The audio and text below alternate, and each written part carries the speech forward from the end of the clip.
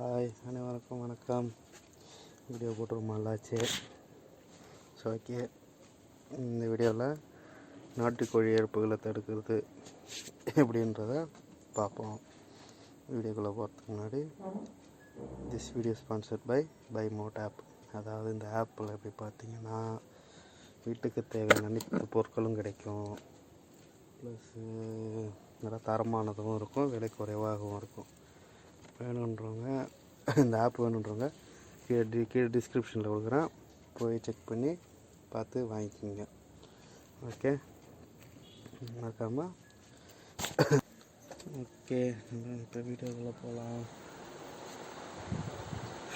அதாவது நாட்டுக்கோழி இறப்புகளை எப்படி தடுக்கலாம்ன்றது தான் இப்போ பார்க்க போகிறோம். பொதுவாக நாட்டுக்கோழிகள் அதிக நோய் எதிர்ப்பு சக்தி கொண்டதாக இருக்கும். இருந்தாலும் சில நோய்களால் நாட்டுக்கோழி பாதிக்கப்படும். அதாவது பராமரிப்பு குறைப்பால் இருந்தாலும் சரி, நோய் எதிர்ப்பு சக்தி குறைஞ்சாலும் நோய் போய் டக்குன்னு அண்டிடும். அது என்னன்றது பார்ப்போம். ஃபஸ்ட்டு அலகு வெட்டுதல்.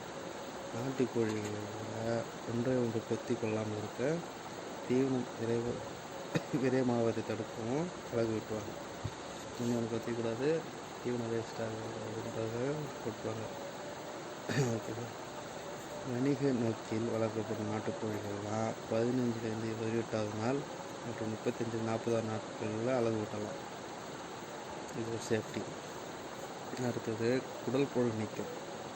நாட்டுக்கோழிகள் குடற்புழுகளால் ஏற்படும் பாதிப்பு அதிகமாக இருக்கும். உள்ள ஒரு குடலில் புழு ஏற்படும். அதனால் இப்போ கோழிகளுக்கு நிறைய பாதிப்பு ஏற்படும்.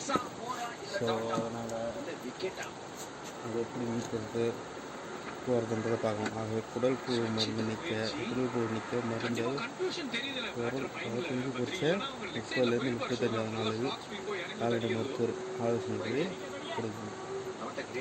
அடுத்தது பேன் நீக்கம். நாட்டுக்கோழிகள் கோழிப்பெண்களால் அதிக பாதிக்கப்படுகிறது. கால்நடை மருத்துவர் அவர்கள் வெட்டினரி டாக்டரை பிடிச்சி அவங்க ஆலோசனைப்படி எப்படி நீக்கப்படுறதை பார்க்கணும். அடுத்தது சுகாதாரத்தில் காரணம். பழைய கூலத்தை அகற்றிவிட்டு கோழிப்பண்ணையில் சுத்தமான சூழலை உருவாக்க வேண்டும். பழத்தில் எடுத்து சுத்தமாக பாதுகாக்கணும். பிறகு சுவாலைகளை காட்டி பண்ணையில் உள்ள கிருமிகளை அழிக்க வேண்டும். ஜுவாலைகள் தான் தீஜோலைகள், அதாவது தீ ஸ்ப்ரே மாரி அடிப்பாங்க பார்த்துருக்கீங்களா? அதெல்லாம் காட்டி அது காட்டும்போது அதில் கிருமிலாம் அழிஞ்சிடும். பிறகு 15வது நாள் கழித்து கோழி குஞ்சுகள் அங்கே கொண்டு வர வேண்டும். அதை அடித்து 15 நாள் கழித்து கோழி குஞ்சுகள் அங்கே கொண்டு வரணும். தொடர்ந்து சுண்ணாம்பு கொண்டு வெள்ளை அடித்து தயார் செய்யணும். சுற்றி சோத்தில் அது வீட்லேயுமே சுண்ணாம்பு அடிக்கணும். சுண்ணாம்பு அடித்து தயார் செஞ்சு வச்சுக்கணும். இதன் மூலமும் கோழிகள் இறப்பு விகிதத்தை குறைக்கலாம், கோழிகள் விகிதத்தை குறைக்கலாம். இதுதான் விஷயம். ஓகேங்களா? ஓகே, இந்த வீடியோ பிடிச்சிருந்தா லைக் பண்ணுங்கள், ஷேர் பண்ணுங்கள், சப்ஸ்கிரைப் பண்ணுங்கள். ஓகே, பாய்.